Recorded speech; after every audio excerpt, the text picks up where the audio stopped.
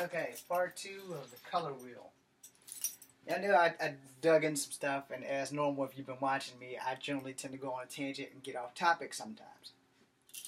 But that only happens because sometimes I lose focus when I look out my window and see groundhogs or woodchucks or whatever the hell you want to call them, and a bunch of birds, and gotta shave this hair off my chest.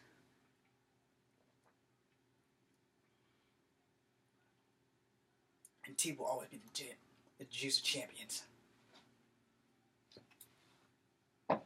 Well, at least for this champion, anyway. So, as I was saying, with the color wheel, you have dark-skinned black people who treat light-skinned black people like they ain't shit. And you have light-skinned black people who treat dark-skinned black people like they ain't shit. Now, what do they have in common? They both live in stereotypes and treat each other like they ain't shit. So here's a stereotypical belief. Alright?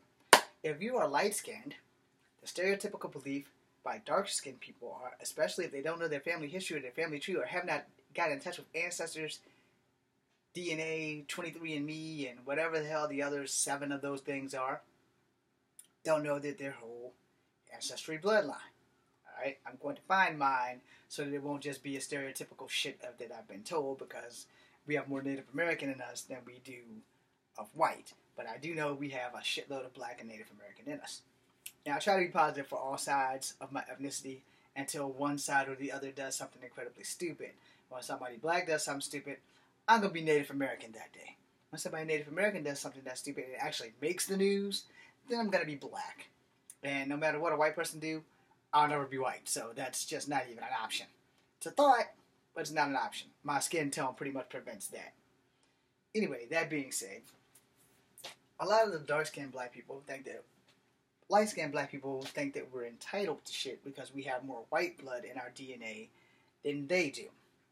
Nothing could be further from the truth, because on the opposite side of that spectrum, a lot of light-skinned black people think that darker-skinned black people have more African DNA in their bloodline, so they treat them differently. And here's the thing.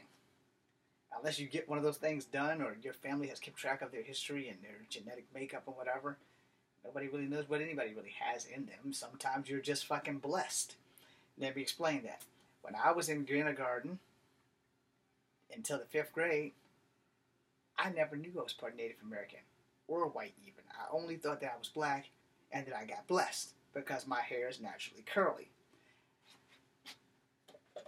World Crown, if you need a spokesman, I need a job. My acting career isn't taking off, but I will gladly be a commercial spokesman, because this is a product that I actually use in my hair to keep it straight, because it's a big curly fucking mess, and I don't like dealing with curls. It also has never bought me girlfriends. Just for the record, I'd rather have straight hair than curly hair. I also spritz it up with some baby oil. Today is not one of those days. I just didn't feel like doing my hair. So I put it in a ponytail and put this damn cap on it just so to save me time and space, because I had a lot of shit that I had to do before 9 a.m. this morning. Alright, and I just got back from going to pick up my stepfather's truck from car inspection. Alright, so that pretty much solves most of my problems of the day. I do have to study, but I do want to take at least 2 hours to read and write my second graphic novel, American Code of Weech. That's off topic, so now we're getting back on. Alright, now that being said about light skins and dark skins, and then there's people in the middle who could fall in either spectrum, where you have light skinned people who say, oh, well, you just maybe got a little white in you, and then it's on the darker skin, y'all kind of dark like us, but you may have a little white in you. The point being that when I was in kindergarten, until I got into the 5th grade, that was the battle that I had to face. And we had a racial war at my little grade school. So, I'm in Burley Moran at this time, and somehow or another, I don't know why there was a race war. Some things can't really be explained to you when you're a child, and you never know, even when you grow up, why the fuck did this even happen. But there was a race war in Burley Moran when I was in grade, 2nd, 3rd, and 4th, or some shit like that. There was a race war. And I've literally had dark-skinned black people tell me, we don't want you on our side because you got white in you. And I'm like, no, I'm black. No, you're white because you have light skin. And most black people don't have light skin. So receiving that, I was a little bit taken aback, because I'm like, I don't have white in me. Now, if you see my mama, you would disagree, because my mom's could pass for a white person any day of the week. Therefore, you know, when you're a kid, you don't see your mom's skin color. You see your mom as mom. You know, you see your dad as dad. My dad's dad was black, so my dad has more black features. His mom's Native American. He has more black features. In fact, the whole generation above us on my dad's side mostly looked black. So they were basically raised black. They weren't raised on a reservation. And with my mom's side, everybody looks brown and light, but they were also raised black. So we've never been on a reservation. You know, so don't let anybody tell you they have. Now, if they're in my family and they are from the reservation, I'd like to meet you guys. Their last names would be Wallace, by the way. I have no idea how the hell that works out. But that would be only on my father's side. I don't know my grandmother's last name before it was a Rose. Whatever her maiden name is, that's what it is. I've never had the courage to ask her. I don't like talking about people who had like issues in their youth. That being said, anyway. That being said, so I had white friends who didn't want me on their side because I was part black. I couldn't figure out what the fuck was going on. But that brings us up to date with the color wheel. And right up until I got in Miss Conrad class, I didn't know I had a drop of Native American blood into me until she said something. Then I went home and got in trouble for carving 30 canoes out of bars of soap that we needed to wash our ass with. And that wasn't a good picture. But I did get my ass beat for it. Thank you, Miss Conrad. But I did learn about my culture at the same time. Because both of my grandmothers, my father's mother and my mother's mother, are of Native American descent. Yay. So, that being said, I really got to contact 23andMe to figure out how much Native American we got, because that might help me out in college. But that being said, I also have my aunt looking into her mother's birth certificate, because I can start from there to find her mom's birth certificate. My grandmother, Ada. Anyway, my great-grandmother, Ada, who used to tell me lots of Native American stories. And when you're a kid, they're just stories. When you get older, you find out that they're actually history. You can manage the difference. Anyway, so with that color wheel being said, up until the 5th grade, I always just thought I was black and I was blessed because I got good hair, you know. Like the girls always talking about that song, Becky with the good hair. Well, I guess I was Robert with the good hair. Although the only R in my name is at the end for Junior. But the point being made is that with this color wheel, we tend to not see people as black people. We see people as light skin, brown skin, darker brown skin, black, pitch black. And before you even think about saying that I'm making fun of people, no, I'm not. I'm just giving y'all the goddamn color wheel. You know, it's like every shade of color for black people is different and have different standings in society. There are some videos, the documentaries, you guys should check them out. You can find them here on YouTube, not here on my site, but on YouTube. I mentioned them. It's Dark Skinned Blacks in America or some shit. I don't know the name of it. But it's like 20 minutes or 30 minutes long, and it's very well worth seeing, especially if you're a man of color that is darker than me. It will help you understand that you're not alone, for one. And they're also one with women. Same people made them, you know. And they don't really put us down as light-skinned people, but they kind of give you an understanding of how they think we view them. So the color wheel thing is not just something I'm bringing up. It's something that has existed. It's just that a lot of people don't want to either, one, acknowledge it, or two, they just haven't found out that it exists. It's kind of like racism. Racism doesn't exist to some people because they're not in a place where there's a racial diversity, which is like fucked up. You know, they're in a place where everybody, there's a different race down the street, you know, just like right next door and down the street. It's like black person, white person, Asian person, Mexican, and they're all in the same neighborhood. And it's a pretty nice neighborhood, and there's no racial slurs. I know I'm living in a fantasy world telling y'all this, but there is at least one neighborhood like that. I'm pretty sure that it exists. Even if it only exists in my head or in the Twilight Zone, there are some people who have never seen a racist incident. When I joined the Army, before I got transferred to Delta, when I was down range, before me and Bible and shit Trump, we were like the 5 guys that they didn't take, so we had to stay an extra week because they didn't have a place for us. So those guys that went to Oscar Or they didn't go to Oscar. We went to Oscar. They went somewhere and we got Oscar.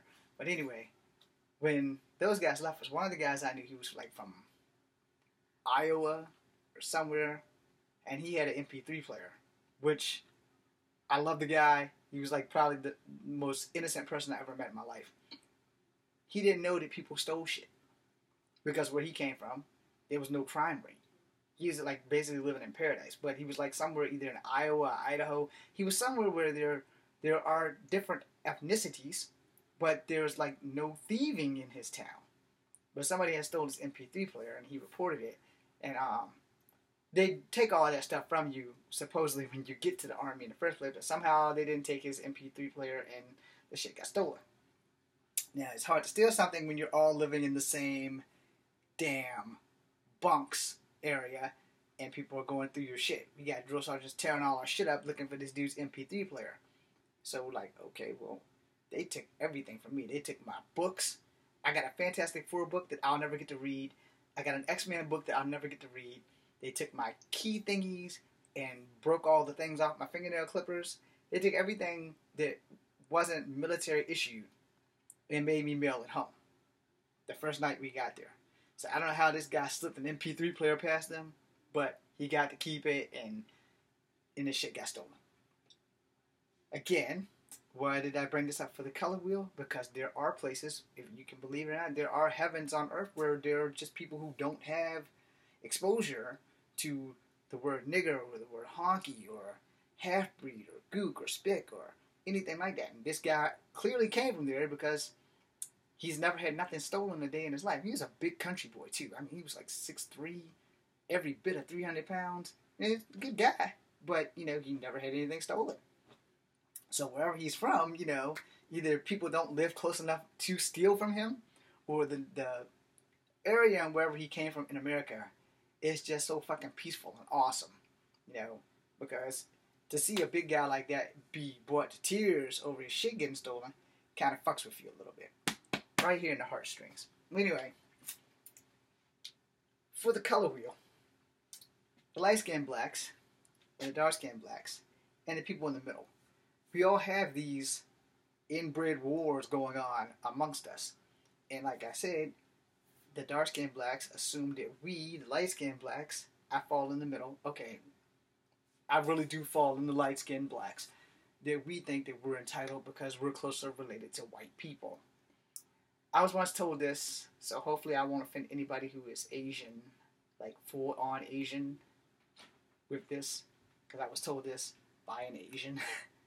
So, I'm going to narrow down the 3 biggest Asian countries when I say this. So there's the Chinese, the Japanese, and the Koreans. So, someone who's Asian, I don't want to name them. Hell, I probably can't remember their name. But, like, for Vietnam and Laos and like little islands,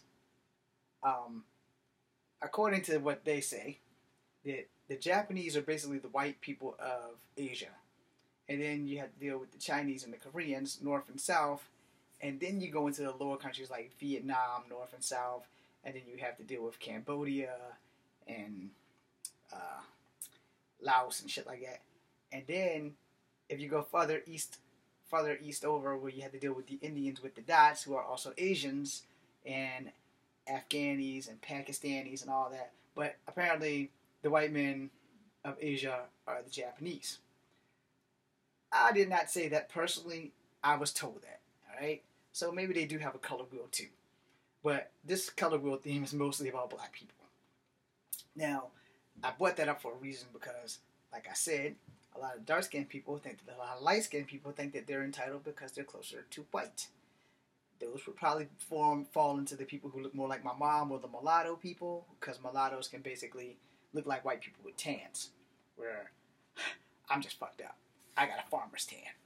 But, the color wheel and how we treat each other has a lot to do with everything. And in the other video, when I started talking about movies and things like that, the color wheel affects you in Hollywood. It does. I've never been to Hollywood. I'm never going to make it to Hollywood. I want to make movies right smack dead here in Virginia, because what happens? Actors that retire or work less, they move to Virginia. Okay? I say that because I did get a selfie with an actress that's very famous that has moved to Virginia, in Keswick. Now, if you're going to bring a studio here, you would think that the actors that have moved here who want to work would all pull their resources together, like, let's work here in Virginia. There's great places to film. We can get all these resources. And that shit didn't happen. There's a studio here, but they refused to make specialized movies. They only wanted to make historical movies, and I don't think that really worked out. But, you know, in my defense, I only wanted to make 2 types of movies. 3, technically. Alright, I'm not real dramatic, so I would never be a good drama star. But as for an action star, you get a quick quip or a good one-liner. People remember that I'll be back, or trust me, I know what I'm doing. You know, some shit like that. I can do those, because those are simple lines. But if I gotta hit a Shakespeare or some shit, yeah, you might want to give that to the mulatto guys, because the only Shakespeare play I know, the only 3 lines I know is Beware the Ides of March. And the only black people in Shakespeare is Othello, that I know of. But if we do A Midsummer Night's Dream, I like to play Puck because he's the Lord of Mischief. Now, for the color wheel. When you're going through this color wheel, no matter what your ethnicity is, you know, a lot of people who are of a different color wheel than you will treat you differently, where people who are the same color wheel of you will treat you just a little bit moderately better or worse. It just depends on their attitude of that day. And this is the thing that destroys us all or unites us all. It just depends on what part of the color wheel you stand on at the time the incident is going down. A lot of the darker people in the color wheel tend to get treated a little bit worse by the police. Sometimes us lighter people in the color wheel tend to get treated pretty badly by the police. Hell, if I must say this, let's do it right. If your ass is brown, then your ass is going down. Alright? By the police. I say this because a lot of police officers, and I'm not trying to be racist, because this has happened to me on more than one occasion, specifically here in Charlottesville, and more recently in my last semester of class, a cop literally gave me a hard time. Now, had I not been black, he probably wouldn't have said shit. But it's pretty sure you know who you are, buddy. And if I can get the right laws and you come at me again, I'm promising you your career's over. From Mr. Flick's class, you know exactly who you are. Your career's over, because I will get you for harassment faster than you can spell my name. Because there are some people that you probably really shouldn't fuck with. Anyway, that being said, we're going to leave that there. But a lot of the cops tend to just go after people of color with no fucking remorse and no bullshit. The guy in my class, I didn't see the kids, and I was having a military issue. And he decided he wanted to say something and threatened to arrest me for swearing in public, abusing his power while we were at school. This is why people don't like cops. There's a time and a place for everything. It would not have hurt him to say, hey, fella, let me talk to you for a minute. Now, hey, boy, if you cuss one more time, I'm going to arrest you. I'm sitting in school. I'm already having a bad day because the military is screwing me. He's a vet, and him and his other vet buddy in class have done everything they could to besmirch me in class, but you're supposed to be the cops. You're supposed to be the good guys. And this is why people of color don't like cops. If you're going to treat people like they're less than human, how do you think you're going to get help? Because I would be that same black person that would save you when the real war starts. When it's only 2 cops and everybody in the block is black and you're stuck there and you'll be like, oh shit, we ain't got more bullets than we got victims to shoot. Most clips don't carry more than 20 rounds. AR-15 don't carry more than 50 unless it's Army issued, and cops can't have Army issued weapons. That being said, back on track. Because yes, I got bullied in high school. I got bullied in college by a cop most recently. I'm not going to mention his name. I will say he's Albemarle County Mountie though. Just in case Albemarle County is watching and they want to talk to me, I will tell them who the hell he is. Then I'm going to make him suffer. Anyway, that was me having a Deadpool moment, but I meant every fucking word that I said. If you are going to be a cop and you're going to come after people because they're brown, you know, at least come after them for an actual real crime and not because they swore in public. I cuss every time I open up my mouth. I've been working on it and I've been failing at it. There's no excuse for you to just come at me for no reason and then not even apologize. You hear the conversation. You hear me saying how the military is dicking me over. Those were not the words I used. I actually used the word fuck. As I said, the military is fucking me over with vote rehab. All of a sudden, I didn't see the two kids coming in behind me, who were white kids with their dad. Had I seen that, I would have caught myself. My back was turned to them. He didn't give me that benefit of the doubt. He just decided, I'm a nigger, and I'm going to chunk him down. That's pretty much what it was about. My ass being black, and he decided because I said there was people cussing in the hallway days before and days after. He never said nothing to them, and mind you, those people were white. He didn't say shit to them. I say one F-bomb. He done seen me for 2 weeks, ain't even tried to get to know me. I say one F-bomb because the military gave me a bad day, and my black ass has committed a federal fucking offense. But the white people that was cussing like the Tuesday before the Thursday that I was cussing, he ain't say shit to them. So racist, yeah, I'd say so. So Albemarle County, you have some racist ass cops. If you're listening and you want me to tell you who that fucker is, my address and stuff is right down there. I'm on YouTube. You can find me anywhere. My cards are everywhere. But I will gladly out that bastard. I don't want to ruin his career, but it'll give him something to think about if maybe suspend him for about 6 months without pay before he goes jumping down someone else who's brown. This still has something to do with the color wheel. Because like I said, he didn't say shit to the white people. He just said shit to me. He didn't say shit to the big black guy because he knew the big black guy didn't give a fuck about me. Oh, but he found out I was a vet, so then he wanted to besmirch me even more. Yeah, you know who you are. So, I didn't get to serve the way I wanted to serve, and he wanted to throw that shit in my face. You didn't get to serve way back this and that. And I was like, dude, I served. I didn't get to get as far as you got. I got hurt. I fell in a hole. That's not an excuse. It's a fact. Would you like to see the scar? I've showed it on plenty of my videos. There's a big-ass scar down my leg. It's the Army's fault. So I think I have a right to be mad when Vote Rehab is trying everything they can to not help me finish school while Fort Benning dropped the ball. Okay, moving back on. Black people tend to have more racism within themselves than they do towards white people. White people don't seem to know that they're in more danger from white people than they are from black people. And I guess it's really all about location. But this color wheel thing was about black people and how black people perceive each other in the color wheel of the light spectrum, the brown spectrum, and the black spectrum. Now, like I said, there's at least 14 or 15 different shades of black colored people. I fall somewhere between the light and the dark. I'm probably closer to light if you go by my true skin color, but I'm also multicultural. So I'm gonna be a little lighter than most people of color. I also have a fairly decent hair grain than most people of color. But like I said, it's because I'm mixed. The only thing that makes me mixed is my hair color and that I don't have a whole lot of black features. Now, proving that in a court of law, well, you can't prove that in a court of law because one drop of black blood makes your ass a black man or a woman. But we're not going to go there. I'm going to end this color wheel with this. No matter what side of the color wheel you fall on, you need to know that the color wheel does exist. So, while making this video, to replace the 2 videos that I deleted, because I wanted people to understand the color wheel affects every aspect of a person of color's life. You people who are not of color, or if you fall into the Asian color wheel, don't really understand how that affects you. Or maybe you do. I'll make an Asian color wheel after this. I'm James Williams Jr. Company number 2. Be seeing you.